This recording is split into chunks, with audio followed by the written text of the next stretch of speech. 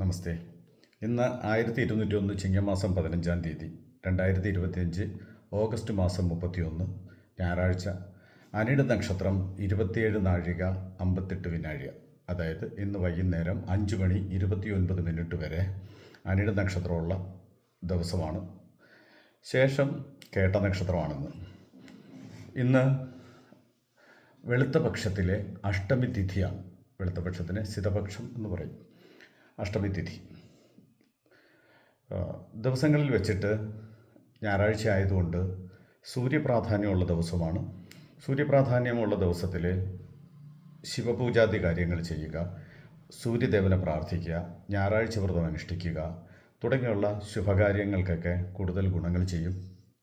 ഉത്തിഷ്ട കാര്യങ്ങൾക്ക്, ശുഭകാര്യങ്ങൾക്ക് ഇറങ്ങുമ്പോൾ ശിവനെ പ്രാർത്ഥിച്ചിട്ട് ഇറങ്ങുക, സൂര്യദേവനെ നമസ്കരിച്ച് ഇറങ്ങുക ഒക്കെ ചെയ്തു കഴിഞ്ഞാൽ കൂടുതൽ ഗുണങ്ങൾ കിട്ടാനുള്ള സാധ്യത ഈ ദിവസത്തെങ്കിലുണ്ട്. ശിവങ്കൽ കൂളത്തുമാല ചാർത്തി ജലധാര നടത്തി പിൻവിളക്ക്, മൃത്യുഞ്ജയ അർച്ചന പോലുള്ളതായ വഴിപാടുകൾ നടത്തുന്നത് ഈ ദിവസത്തെങ്കിൽ നല്ലതാണ്. ഇന്ന് അനിഴ നക്ഷത്രമാണല്ലോ. അനിഴ നക്ഷത്രത്തിൻ്റെ ദിവസസ്ഥിതി അനുസരിച്ചിട്ട് അനിഴ നക്ഷത്രക്കാരുടെ ജനനകാലം ശനിയിലും പിന്നീട് ബുധൻ്റെ ദശാകാലം. വിദ്യാഭ്യാസ കാര്യങ്ങൾ ചെയ്യുന്ന കുട്ടികൾക്ക് പഠനത്തിലൊക്കെ നല്ലതായ ഫലങ്ങൾ കിട്ടാനും കൂടുതൽ പഠനത്തിൽ ശ്രദ്ധിക്കുന്നതിനും ശ്രദ്ധിക്കുന്ന കാര്യങ്ങൾ വിജയകരമായി മാറുന്നതിനുമൊക്കെ അനുകൂലപ്രദമാണ്.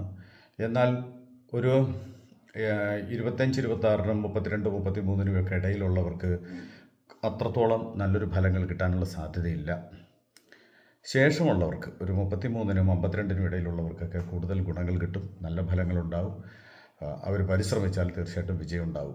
എന്നാൽ ഈ നക്ഷത്രക്കാർക്ക് പൊതുവിൽ അഷ്ടമശനി എന്ന ഒരു ദോഷം നിലനിൽക്കുന്നത് കൊണ്ട് സാമ്പത്തിക കാര്യങ്ങൾ, മറ്റുള്ളവരോട് ഉത്തരവാദിത്തമുള്ളതായ വാക്കുകൾ, വർത്തമാനങ്ങൾ പറയുന്നത്, ചില കാര്യങ്ങൾ എഗ്രി ചെയ്യുന്നത് ഒക്കെ സൂക്ഷിച്ചില്ലെങ്കിൽ, ശ്രദ്ധിച്ചില്ലെങ്കിൽ അത് മനപ്രയാസത്തിന് കാരണങ്ങളാകാം. ഉത്തരവാദിത്തമുള്ള കാര്യങ്ങൾ സൈൻ ചെയ്യുക, കൊടുക്കൽ വാങ്ങലുകൾ ചെയ്യുക, സാമ്പത്തിക ഇടപാടുകൾ ചെയ്യുകയൊക്കെ ചെയ്യുമ്പോൾ സൂക്ഷിക്കണം. അസമയങ്ങളിലുള്ളതായ യാത്ര കഴിയുന്നത് ഒഴിവാക്കുക. അഷ്ടമത്തിൽ വ്യാഴം നിൽക്കുന്നതിന് പരിഹാരമായിട്ട് ചെയ്യാവുന്നത് മഹാവിഷ്ണുവിനെ പ്രാർത്ഥിക്കുക. ഈ പറഞ്ഞതുപോലുള്ളതായ ശുഭകാര്യങ്ങളിലൊക്കെ ഏർപ്പെടുമ്പോൾ, സാമ്പത്തിക കാര്യങ്ങളിൽ ഏർപ്പെടുമ്പോഴൊക്കെ മഹാവിഷ്ണുവിനെ പ്രാർത്ഥിക്കുന്നത് നന്നായിരിക്കും. എല്ലാവർക്കും നല്ലൊരു ദിവസമായിരിക്കട്ടെ എന്ന് പ്രാർത്ഥിക്കുന്നു.